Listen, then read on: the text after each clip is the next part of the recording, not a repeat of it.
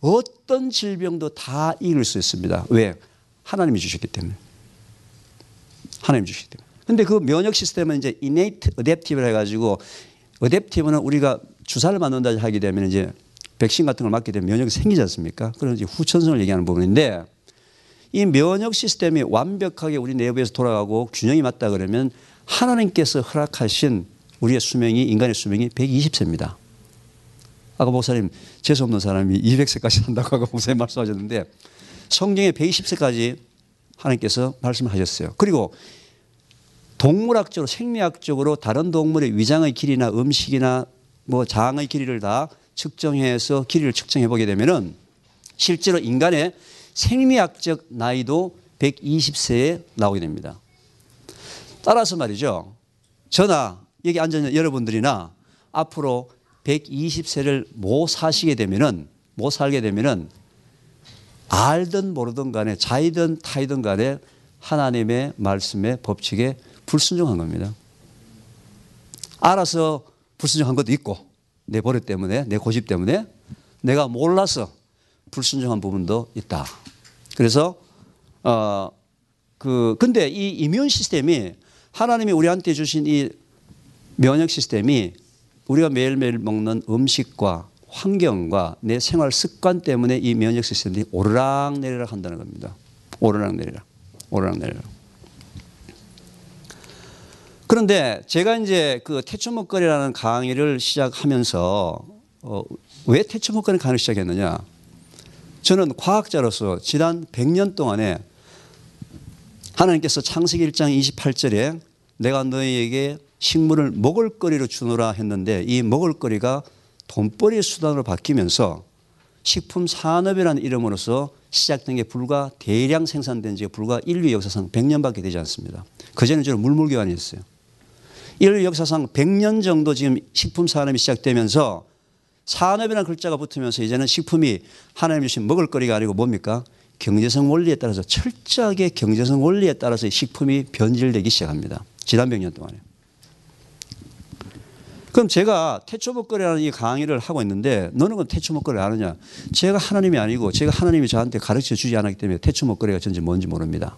그렇지만 제가 하나 아는 것은 뭘 아느냐면은, 저는 과학자로서 지난 100년 동안에 과학자들이 또는 식품 산업을 하는 사람들이 돈을 벌기 위해서 식품에다가 어떤 인위적인 요소를 첨가했는지는 알고 있다는 거죠. 자료를 조사해서, 모든 자료를 통해서. 그렇다 그러면은 믿는 사람으로서 사람들이 인위적으로 돈을 벌기 위해서 집어넣었던 부분들을 지금부터 하나씩 빼나가 보자. 빼나가 보면은 뭔지 모르지만 하나님이 태초에 만드신 태초의 먹거리 쪽으로 가까이 가지 않겠느냐. 그게 하나님이 저한테 주신 사명이다. 저는 그렇게 생각을 합니다. 지금은 영적으로 회복되는 부분들은 목사님이라든지 우리 영적 지도자들한테 영적 지도자 하셔야 될 부분이지만, 육적인 부분에 대해서는 제가 감히 육적으로 회복을 하려면은, 소위 흔히 우리 얘기하는 건강보조식품 인터넷을 뒤지게 되면은 특효약이 엄청나게 많은데, 제가 보통 이런 세미나를 하게 되면 말이죠. 아까 첫 번째 두 가지의 생각을 갖고 온다고 그랬지 않습니까? 한 가지는 야, 여기 참석하고 난 다음에는 까다롭게 또 뭐 먹을까 안 먹을까 까다로워지겠다, 이런 생각 갖고 오신 분 한 분. 두 번째는 여기 가면 뭔가 엄청나게 좋은 거 한 가지 가르쳐 줘가지고 그것만 먹으면 확 해결될 거 한두 가지 막 엄청난 거 가르쳐 주겠지. 두 가지 다 아닙니다. 두 가지 다 기대를 하시지 마십시오. 육적으로 회복하는 방법은, 유일한 방법은 하나님의 말씀에 순종된 먹거리를 찾아서 먹는 방법 이외에는 없습니다. 귀 기울이지 마십시오. 물론 단기간으로 어떤 특정 부분이 부족하거나 모자라서 치료할 수 있는 그런 음식은 있을 수 있습니다.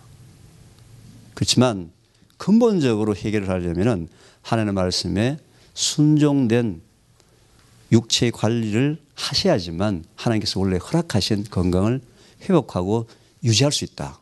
저는 그런 육적인 회복적인 부분에 대해서 말씀의 근거에서 여러분들한테 전하고자 합니다. 균형이 깨졌습니다.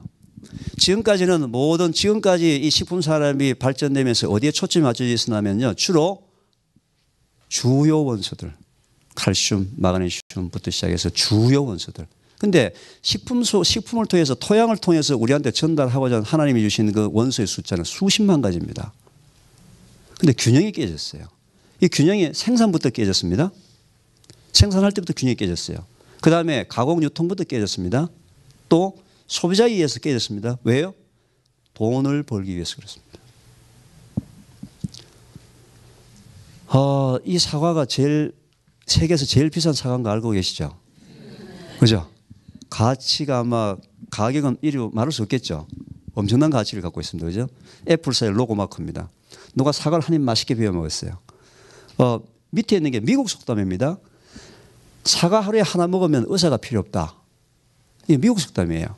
사과 하루에 하나 먹으면 의사 100명이 필요 없다. 사우디아라비아 속담입니다. 우리나라 속담도 사과 하루에 하나 먹으면 건강에 좋다는 얘기를 하죠. 그런데 그렇게 하나님이 사과를 아주 영양학적으로 영양분이 많게 만드셨는데 실제로 USDA 데이터를 보게 되면 말이죠. 1914년대 사과 속에 들어있는 영양분과 1992년 속에 사과 속에 들어있는 영양분이 엄청나게 감소하기 시작합니다. 과거보다도 훨씬 더 음식을 잘 먹고 많이 먹는데 골다공증 환자는 계속 늘어납니다. 골다공증이 뭡니까? 칼슘 부족이에요. 철분 같은 경우를 보게 되면 예전에 할아버지가 하나 드시고 난 다음에 섭취했던 철분의 양이 4.6mg인데요. 저게 일 섭취량의 절반 정도가 되는데요. 지금 할아버지가 드셨던 사과 한 개 속에 있는 철분을 우리가 먹으려면 현재는 여러분들 사과를 40개를 드셔야 돼요. 사과가 변했습니다. 어떻게 해요? 지난 100년 동안 사과가 어떻게 변했겠습니까? 무조건 당도 위주로만 변합니다. 모든 농대 교수님들과 모든 농민들은 사과를 품종 개량할 때 무슨 위주로요? 당도 위주로만 사과를 품종 개량을 하지 그 사과 속에 영양분이 무엇이 얼마가 있는지에 대해서는 아무도 관심이 없어요. 아무도. 우리나라의 과거에 얼마 전에 5년 전만 하더라도 사과 홍옥이라는 사과가 있었어요. 시큼달큼한 거. 시큼하다는 것은 영어로 시추액 애시드 구연산이 많다는 겁니다. 홍옥 하나를 우리가 분석해 보면요. 지금 현재 우리가 맛있게 사 먹는 부사의 5개에 해당되는 영양가가 들어있음에도 불구하고 홍옥이 팔리지 않기 때문에 우리나라의 모든 홍옥의 나무 묘목들은 다 베어지고 전부 다 부사나무로 대체가 되고 있습니다. 왜요? 당도 위주로. 사과만 그래요? 아니에요. 모든 토양을 흙을 바탕으로 둔 모든 작물은 전부 다가 마이너스입니다. 전부 다. 뭐가 문제라고요? 사과가 문제입니까? 아니에요. 땅에 문제가 생겼습니다. 땅이. 제작하는 방법이 문제가 생겼어요. 경작하는 방법이 문제가 생겼습니다. 일본에 세치구치라는 아주 유명한 프렌치 레스토랑이 있습니다. 이 프렌치 레스토랑에 우측에 이 사진이 좀 안 나왔습니다만 이게 사과 수프입니다. 사과 수프. 이 사과 수프인데 이 사과 수프 한 끼 사과 수프이 포함된 디너가요. 200불이에요. 200불. 그런데 200불 받아도 그걸 먹으려면 1년을 레저베이션이 밀려 있습니다. 지금. 이야기 밀려 있습니다. 그럼 저 사과 무슨 사과냐? 어떤 사과가 사과길래 사과 수프 포함된 가격이 200불짜리 식사를 1년 동안 기다렸다 먹어야 되냐?